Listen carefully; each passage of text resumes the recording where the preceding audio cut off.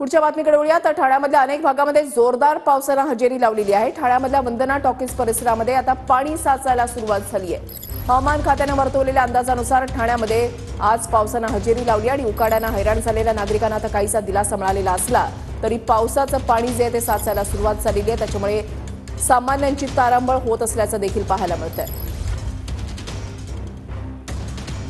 गणेश थोरात आमचे प्रतिनिधी आमच्या सोबत आहेत, अधिक माहिती जाणून घेणार आहोत। गणेश, सध्याचे अपडेट्स काय? तर पाणी साचायला सुरुवात झाली आहे।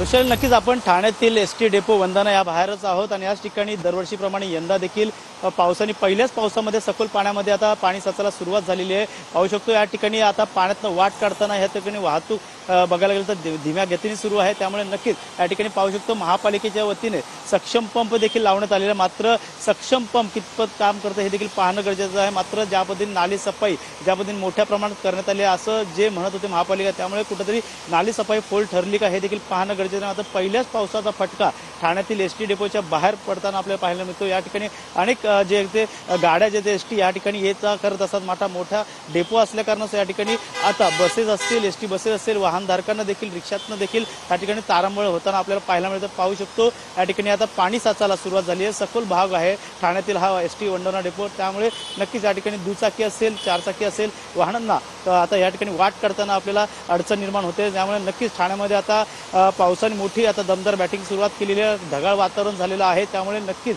ठाण्यात मुसळधार पाडण्याची पावसाची शक्यता जसे हवामान खात्याने सुचवलं त्याप्रमाणे आता मोठ्या प्रमाणात पाऊस पडताना या ठिकाणी पाहायला मिळतोय। मात्र या ठिकाणी दुचाकी स्वारांना या ठिकाणी पाण्यातनं वाट करताना पाहू शकतो।